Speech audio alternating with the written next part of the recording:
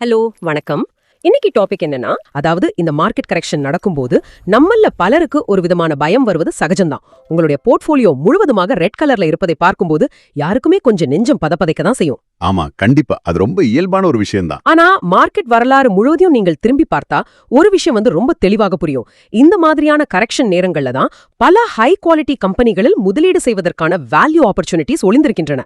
Market fall ஆகிற இந்த டைம்ல பங்குகள் ரொம்ப சிறந்த வேல்யூவேஷன்ல கிடைக்குது அப்படிங்கறத பத்தி தான் பேச போறோம். உங்கள போலவே பலரும் தங்களோட போர்ட்ஃபோலியோவை ஆழமா புரிஞ்சுக்க விரும்புறீங்க. அதுக்காக நாங்க இப்போ போர்ட்ஃபோலியோ அனாலிசிஸ் மற்றும் ரீஸ்ட்ரக்சரிங் சர்வீஸ் ஆரம்பிச்சிருக்கோம். இந்த சர்வீஸ்ல உங்க போர்ட்ஃபோலியோட விரிவான ரிப்போர்ட் உங்களுக்கு கிடைக்கும். யாராவது ஆர்வமா இருந்தீங்கன்னா டிஸ்கிரிப்ஷன்ல இருக்கிற மெயில் ஐடிக்கு எங்களுக்கு இமெயில் அனுப்புங்க. இன்று நாம் ஐடி, மேனுஃபேக்சரிங், இன்ஃப்ராஸ்ட்ரக்சர் மற்றும் கம்யூனிகேஷன்ஸ் போன்ற 4 முக்கியமான துறைகளை சேர்ந்த 7 முக்கிய பங்குகளை ரொம்ப டீடைல்டாக டீப் டைவ் செய்ய போகிறோம். அதுல ஃபர்ஸ்ட் நம்ம லிஸ்ட்ல இருக்கிற ஸ்டாக் ரூட் மொபைல். இது ஒரு CPaaS ப்ரொவைடர், அதாவது communication platform as a service. Correct. சிம்பிளா சொல்லணும்னா, நீங்க பேங்க்ல இருந்து OTP ரிசீவ் பண்றீங்க, இல்லனா ஃபிளைட் புக் பண்ணதும் வாட்ஸ்அப்ல டிக்கெட் வருது இல்லையா, இந்த மாதிரி என்டர்பிரைஸ் கம்யூனிகேஷன் சொல்யூஷன்ஸை குளோபலா ப்ரொவைட் பண்ற கம்பெனி தான் ரூட் மொபைல். ஆனா இந்த Q3 FY26 நம்பர்ஸை பார்க்கும்போது எனக்கு ஒரு பெரிய ஆச்சரியம். என்ன ஆச்சரியம்? ரெவென்யூ பாத்தீங்கன்னா 1107 crore இருக்கு, which is actually a 6.5% decline year on year. Top line drop ஆயிருக்கு. ஆனா ப்ராஃபிட், அதாவது PAT பாத்தீங்கன்னா 102 crore இருந்து 103 crore வந்திருக்கு. இது ஆல்மோஸ்ட் 20% இயர் ஆன் இயர் அப். ஆமா, அதுதான் இன்ட்ரெஸ்டிங். நீங்க சொல்லுங்க, ஒரு பிசினஸ்ல சேல்ஸ் அண்ட் ரெவென்யூ டிராப் ஆகும்போது எப்படி ப்ராஃபிட் மட்டும் இவ்ளோ ஸ்ட்ராங்கா ஏறி இருக்கு? மேத்தமேட்டிக்கலா இது எப்படி ஒர்க் ஆகுது? இதுதான் ஒரு பிசினஸோட ஃபண்டமெண்டல்ஸை புரிஞ்சுக்கிறது. டாப் லைன், அதாவது ரெவென்யூ குறைஞ்சாலும் பாட்டம் லைன் நெட் ப்ராஃபிட் ஏறப்போகுதுன்னா அங்க டெஃபினட்டா மார்ஜின் எக்ஸ்பேன்ஷன் நடக்குதுன்னு அர்த்தம். ரூட் மொபைல் சோர்சஸ் அனலைஸ் பண்ணி பார்த்தா அவங்களோட கிராஸ் மார்ஜின் 21.1% இருந்து 24.5%க்கு பெரிய ஜம்ப் ஆகிருக்கு. இதுக்கு மெயின் ரீசன் அவங்க பிசினஸ் மிக்ஸ்ல வந்த ஒரு ஸ்ட்ரக்சரல் ஷிஃப்ட்.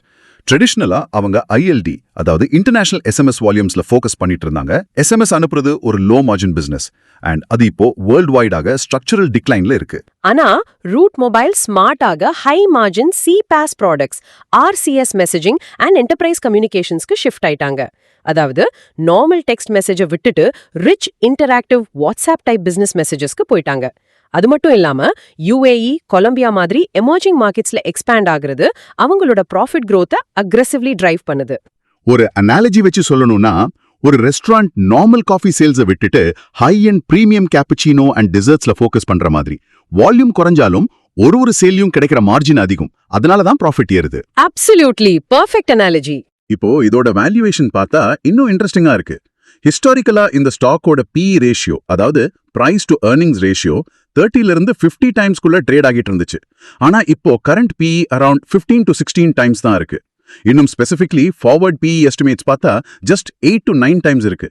ஃபார்வர்ட் PEனா நெக்ஸ்ட் இயர் எக்ஸ்பெக்டட் earnings வச்சு கால்குலேட் பண்றது. இது நிஜமாவே ஒரு டீப் டிஸ்கவுண்ட் இல்லையா? Is it fundamentally cheap? கண்டிப்பா. மார்க்கெட் ஜெனரலா telecom messaging rules and regulations change ஆகுறத பத்தி ஒரு கன்சர்ன்ல இருக்கு. அதனாலதான் ஸ்டாக் பிரைஸ் பெருசா கரெக்ட் ஆச்சு. ஆனா நம்ம ரா பிசினஸ் ஃபண்டமெண்டல்ஸை பார்க்கும்போது மார்ஜின்ஸ் தெளிவா எக்ஸ்பேண்ட் ஆகுது, ப்ராஃபிட் வளருது. ஆமா, நம்பர்ஸ் அதை தான் காட்டுது. இந்த மாதிரி 8 to 9 டைம்ஸ் ஃபார்வர்ட் வேல்யூவேஷன்ல ஒரு ப்ராஃபிட்டபிள் டெக் கம்பெனி கிடைக்கும்போது இது ஒரு எக்ஸலன்ட் டர்ன் அரவுண்ட் கேண்டிடேட். அவங்க மேனேஜ்மெண்ட் எக்ஸிகியூஷன் இப்படியே கண்டினியூ ஆனா கரண்ட் மார்க்கெட் கரெக்ஷன்ல இது உங்களுக்கு ஒரு வெரி ஸ்ட்ராங் வேல்யூ பிளேயாக அமையும். Okay, let's move on to the big boys. நம்ம இந்தியாவோட largest IT services company TCS பத்தி பேசலாம். தி ஜயண்ட். TCS ஓட Q3 FY26 நம்பர்ஸ் பாத்தீங்கன்னா ரெவென்யூ 67,087 crore வந்திருக்கு. அதுல எனக்கு ரொம்ப இம்ப்ரெசிவா பார்த்தது என்னன்னா, $9.3 billion worth of TCV deal wins and mainly AI services revenue run rate $1.8 billion cross ஆயிருக்கு. AI and GenAI டிரான்ஸ்ஃபர்மேஷன் ப்ராஜெக்ட்ஸ்ல அவங்க எவ்வளவு அக்ரெசிவா டீல் வின் பண்றாங்கன்னு இந்த டேட்டா தெளிவா காட்டுது. IT செக்டார் ஸ்லோ ஆகுதுன்னு எல்லாரும் சொல்றாங்களே. IT sector demand slow down பாத்தி மார்க்கெட்ல எவ்வளோ கன்சர்ன்ஸ் இருந்தாலும் US and Europe clients IT பட்ஜெட்டை கட் பண்ணாலும் TCS ஒரு மேசிவ் டிஃபென்சிவ் கம்பவுண்டராக தான் ஆக்ட் பண்ணுது. Defensive compounder, right? ஆமா. நீங்க $9.3 billion TCVன்னு சொன்னீங்க இல்லையா? TCVனா டோட்டல் கான்ட்ராக்ட் வேல்யூ. இதை நம்ம லிசனர்ஸ் எப்படி புரிஞ்சுக்கலாம்னா, ஒரு Fortune 500 கம்பெனி TCS கூட ஒரு 5-year digital transformation contract sign பண்றாங்கன்னா எக்கானமி லைட்டாக டிப் ஆனாலும் அந்த கான்ட்ராக்டை கேன்சல் பண்ண முடியாது. True, practically locked in future revenue அது. எக்ஸாக்ட்லி. அந்த கான்ட்ராக்ட் ஸ்டிக்கினஸ் தான் TCS ஒரு சேஃப் ஹேவனா மாத்துது. மார்ஜின்ஸ் பாத்தீங்கன்னா ஆப்பரேட்டிங் மார்ஜின் 25.2% இருக்கு and net profit margin consistently around 20% maintain பண்றாங்க. இது ஒரு 14 lakh crore மார்க்கெட் கேப் இருக்கிற கம்பெனிக்கு அன்பிலீவபிள் ஆபரேஷனல் எஃபிஷியன்சி. சோ அது ஒரு மேசிவ் ஷிப்பா சின்ன புயல் வந்தாலும் ஷேக் ஆகாது. ஆனா வேல்யூவேஷன்ஸ் வைஸ் பார்த்தா கரண்ட் PE 25 to 28 டைம்ஸ்குள்ள இருக்கும். ஹிஸ்டாரிக்கல் ரேஞ்சும் பார்த்தா 25 to 35 டைம்ஸ் தான் இருந்திருக்கும். So this isn't exactly a cheap stock. Valuation is fair to slightly attractive. ஆமா, சீப்னு சொல்ல முடியாது, ஃபேர் வேல்யூ.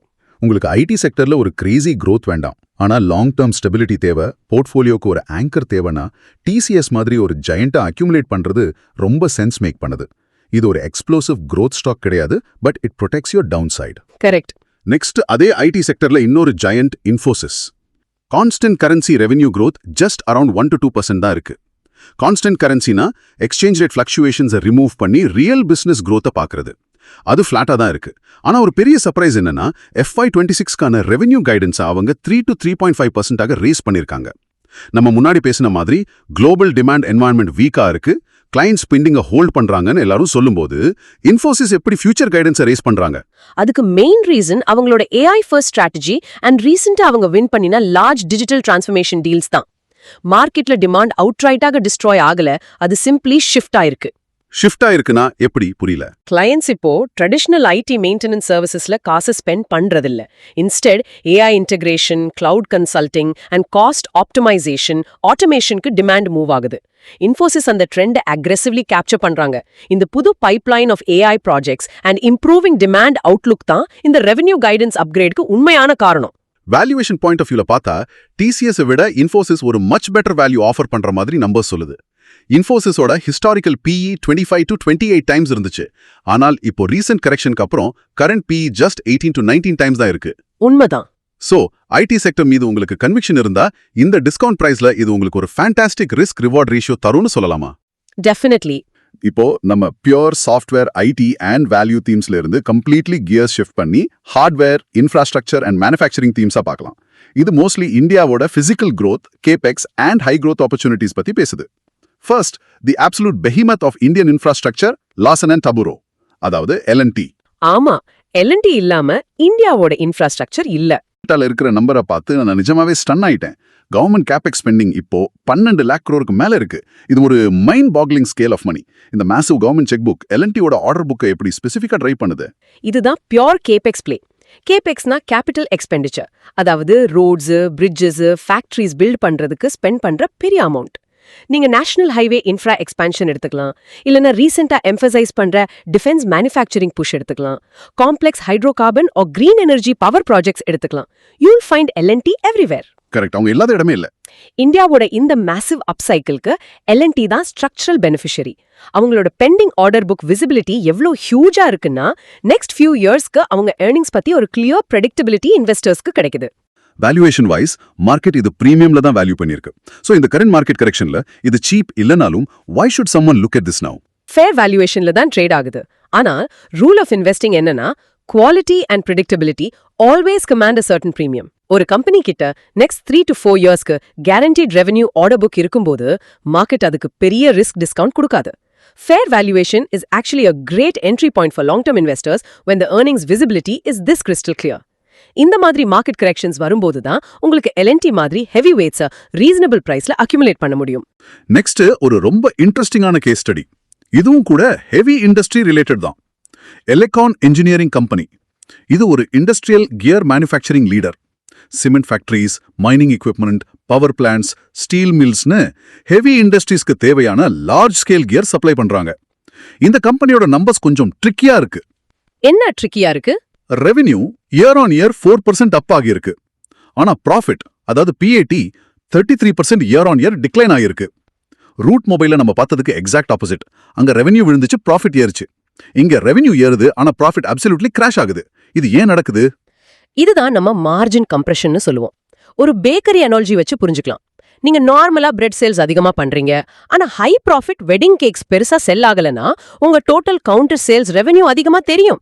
ஆனா எண்ட் ஆஃப் த டே உங்க லாபம் நெட் ப்ராஃபிட் ரொம்ப கம்மி ஆயிடும். ஓகே, புரியுது. எலக்ட்ரானுக்கும் இதுதான் நடந்திருக்கு. அவங்களோட ரெவென்யூ வளருது, ஆனா adverse ப்ராடக்ட் மிக்ஸ் ஒரு பெரிய ரீசனாக இருக்கு. அதாவது எந்த கியர்ஸ்ல மார்ஜின் கம்மியா இருக்கோ அது வால்யூமாக சேல் ஆகியிருக்கு. High margin specialised gears slow down ஆகியிருக்கு. இதுக்கு கூடவே ரா மெட்டீரியல் காஸ்ட் இன்க்ரீஸ் ஆனதும் அவங்க பாட்டம் லைனை ஹெவியாக ஹிட் பண்ணிருக்கு. That perfectly explains it. So இந்த 33% ப்ராஃபிட் ட்ராப்னால ஸ்டாக் டெஃபினட்டா மார்க்கெட்ல பெருசா பனிஷ்மெண்ட் வாங்கியிருக்கும், அதாவது கரெக்டா இருக்கும். ஆனா இப்போ அதோட வேல்யூவேஷன் பார்த்தா பிரைஸ் விழுந்ததுனால கரண்ட் PE அரௌண்ட் 23 டைம்ஸ் இருக்கு. ஒரு ஹெவி இன்ஜினியரிங் கம்பெனிக்கு இது ரீசனபிளாக தான் தோணுது. கரெக்ஷனுக்கு அப்புறம் இந்த 23x PE ரீசனபிள் தான். இந்த இன்வெஸ்ட்மெண்ட் தீசஸோட கோர் பாயிண்ட் என்னன்னா அவங்களோட ஆர்டர் புக் இன்னும் ரொம்ப ஸ்ட்ராங்கா இருக்கு. இந்தியால இன்ஃப்ராஸ்ட்ரக்சர் பூம் இருக்கிறதுனால சிமெண்ட், மைனிங், பவர் செக்டர்ஸ்ல கியர்ஸ்க்கான டிமாண்ட் கண்டினியூயிங்கா ரோபஸ்டா இருக்கு. ரைட், ஃபியூச்சர் டிமாண்ட் இருக்கு. So the theory is next few quartersல margins normalize ஆகும்போதோ, அதாவது ரா மெட்டீரியல் காஸ்ட்ஸ் குறைஞ்சு high margin products mix balance ஆகும்போது இந்த ஸ்டாக்ல ஒரு மேசிவ் earnings recovery potential இருக்கு. டெம்பரரி மார்ஜின் இஷ்யூஸை பார்த்து பயப்படாம underlying industrial demand and long term order புக்கை நம்புறவங்களுக்கு இது ஒரு brilliant turn around opportunity. Next on the list Dixon technologies, இந்தியாவோட லார்ஜஸ்ட் EMS கம்பெனி, அதாவது எலக்ட்ரானிக்ஸ் மேனுஃபேக்சரிங் சர்வீசஸ். ஆமா, PLI ஸ்கீம்ஸ் பெனிஃபிஷியரி. கரெக்ட், கவர்மெண்டோட PLI ஸ்கீம்ஸ்ல இவங்க தான் அப்சல்யூட் மேஜர் பெனிஃபிஷியரி. குளோபல் பிராண்ட்ஸோட பார்ட்னர்ஷிப்ஸ் வச்சிருக்காங்க. Smart phones, smart TVs, washing machines, லேப்டாப்ஸ்னு ஆல்மோஸ்ட் எல்லாத்துலயும் அவங்க இந்தியால மேனுஃபேக்சரிங் பண்றாங்க. ஆனால் ரீசெண்டாக இந்த ஸ்டாக் பிரைஸ் ரொம்ப டிராப் ஆச்சு. சோர்சஸ் படி global memory chip price increase ஆனதும் and general smart phone demand slow down ஆனதும் தான் மெயின் ரீசன். இது அவங்க பிசினஸை எவ்வளோ பெரிய அளவுல இம்பாக்ட் பண்ணும். இந்த memory chip price increase, smart phone replacement cycle slow ஆகிறதெல்லாம் குளோபல் மேக்ரோ ஹெட்விண்ட்ஸ். இது டெஃபினட்டா ஷார்ட் டேர்ம்ல மார்ஜின்ஸ் அண்ட் சேல்ஸ் வால்யூமை அஃபெக்ட் பண்ணும். அதனால தான் ஸ்டாக் பிரைஸ் ஹெவிலி கரெக்ட் ஆச்சு. ஆனா உங்களுக்கு இந்தியாவோட லாங் டேர்ம் விஷன் தெரியும் இல்லையா? The whole China Plus One strategy. India is rapidly becoming a global electronics manufacturing hub. Dixon தான் அதுல undisputed prime player. நம்ம PLI ஸ்கீம்ஸ் பத்தி பேசுறோம், ப்ரொடக்ஷன் லிங்க்ட் இன்சென்டிவ்ஸ். ஒரு ஆர்டினரி லிசனருக்கு புரியற மாதிரி சொல்லணும்னா இது ஜஸ்ட் கவர்மெண்ட் ஃப்ரீயாக கேஷ்பேக் கொடுக்குதா அவங்க அசெம்பிளி பண்றதுக்கு. அண்ட் வேல்யூவேஷன்ஸ் பார்த்தா current PE is extremely high, 50x plus forward PE இருக்கு. ஒரு சிம்பிள் அசெம்பிளி லைன் கம்பெனிக்கு 50x PE கொடுக்கறது டூ ரிஸ்கி இல்லையா? வாட் இஃப் கவர்மெண்ட் இந்த PLI ஸ்கீமை ஸ்டாப் பண்ணிட்டாங்க? ஆனால் the real structural story is different. PLI is an incentive to jumpstart the ecosystem. Dixon is not just doing pure assembly anymore. அவங்க backward integration aggressive-ஆ பண்றாங்க. Backward இன்டிகிரேஷன்னா? அதாவது display panels, plastic moldings, internal components raw மெட்டீரியல்ஸா அவங்களே produce பண்ண start பண்ணிட்டாங்க. அவங்க வெறும் அசெம்பிளர்ல இருந்து ட்ரூ மேனுஃபேக்சரராக இவால்வ் ஆகுறாங்க. இது ஃபியூச்சர் மார்ஜின்ஸை ரொம்ப ஸ்டேபிளாக்கும் பூஸ்ட் பண்ணும். ஸோ ஹை PE பார்த்து உடனே ரிஜெக்ட் பண்ணக்கூடாது. Okay, now it makes sense. இந்த 50x பிரீமியம் வேல்யூவேஷன் அவங்களோட future earnings growth trajectory reflect பண்ணுது. ஸ்ட்ரக்சரல் growth இருக்கிற businesses always trade at a premium. Short term chip price இஷ்யூஸை இக்னோர் பண்ணி இந்தியா ஒரு எலக்ட்ரானிக் சூப்பர் பவர் ஆகும்னு நீங்க நம்புனீங்கன்னா Dixon is a compelling multi-year story. Great insight. Okay, last but not the least on our list today, Grindwell Norton. The abrasives leader. Yes, abrasives, industrial ceramics and advanced materialsல இவங்க தான் undisputed market leader. Sandpaperல இருந்து space tech materials வரையும் இவங்க product spread ஆயிருக்கு. Current PE around 40 to 45 times இருக்கு. இது again ஒரு premium valuation தான். Industrial manufacturing growth, auto sector expansion and specialty ceramics demandனால இது ஒரு very high quality, high moat business. ஆனா நம்ம listeners-க்கு இங்க ஒரு strong caution தேவை. PE 40 to 45x is quite high for a B2B industrial materials company. So வாங்கக்கூடாது இப்போ? Business fundamentally strong ஆக இருந்தாலும் உங்களுக்கு valuation comfort முக்கியம். So இந்த specific stock-க்கு இப்போ இருக்கிற light correction பத்தாது. இன்னும் deeper broad market corrections வரும்போது தான் entry எடுக்க வேணும். Keep it strictly on your watch list, study their market share, wait for a broader dip and then strike when the price makes sense. இன்னைக்கு நம்ம discuss பண்ண 7 stocks and தீம்ஸை குவிக்கா summarize பண்ணிடுறேன். வேல்யூ ஆப்பர்ச்சுனிட்டி தேடுறீங்கன்னா Route Mobile and Infosys உங்களுக்கு fantastic options. Route மொபைல்ல margins expand ஆகுது அண்ட் இன்ஃபோசிஸ்ல AI டிமாண்ட் பிக்கப் ஆகுது. ரெண்டுமே ஹிஸ்டாரிக்கலி சீப் வேல்யூவேஷன்ஸ்ல இருக்கு. Correct. நெக்ஸ்ட் டிஃபென்சிவ் காம்பவுண்டர் தவிர மார்க்கெட் ஸ்டார்ம்ல போர்ட்ஃபோலியோ சேஃபா இருக்கணும்னா TCS is a rock solid choice with its massive deal wins and steady cash flows. CapEx play could definitely the giant L&T தான் stand out ஆகுது to ride the government spending wave. And finally, manufacturing exposure could Dixon Technologies for the long-term structural electronics boom and Elecon for a classic earnings recovery play. Grindwell Norton is a great company, but நம்ம wait பண்ணி ஒரு better dipல வாங்கணும். So நீங்க பார்க்கலாம் இந்த market correction practically different anglesல நமக்கு solid opportunities பிளாட்டர்ல வச்சு காட்டுது. மார்க்கெட் கிராஷ் ஆகும்போது பேனிக் ஆகி எல்லாத்தையும் செல் பண்றது தான் காமன் சைக்காலஜி. ஆனா ஒரு புது பெர்ஸ்பெக்டிவ்ல யோசிச்சு பாருங்க. இன்னைக்கு AI டெக்னாலஜி சாஃப்ட்வேர் அவங்களே கோட் பண்ண ஸ்டார்ட் பண்ணிருக்கு. நெக்ஸ்ட் 5 இயர்ஸ்ல AI 80% பேசிக் கோடிங்க ஆட்டோமேட் பண்ணிடும்னு சொல்றாங்க. அப்போ இந்த traditional IT giants like TCS and Infosys அவங்க நிஜமாவே இன்னும் பிரீமியம் டெக் கம்பெனிஸாக வேல்யூ ஆவாங்களா இல்லனா மார்க்கெட் அவங்கள just legacy staffing and maintenance ஏஜென்சிஸாக டவுன்கிரேட் பண்ணி PE மல்டிபிள சுருக்கிருமா? இதுதான் உண்மையான ஃபார்வர்ட் லுக்கிங் ரிஸ்க். இந்த மாதிரி ஸ்ட்ரக்சரல் சேஞ்சஸை யோசிக்காம வெறும் ரெட் கலர் ஸ்கிரீனை பார்த்து பயப்படுவது இன்வெஸ்டிங் இல்லை. கரெக்ஷனை ஒரு ஃபில்டராக யூஸ் பண்ணுங்க. மார்ஜின்ஸ் எப்படி எக்ஸ்பேண்ட் ஆகுது, ஆர்டர் புக் ஸ்ட்ரென்த் எப்படி இருக்குன்னு பிசினஸ் ரியாலிட்டியை அனலைஸ் பண்ணி ஆக்ட் பண்றது தான் intelligence. Thanks for watching this video, and this is only for educational purpose. Consider financial advisor before making your investment decision.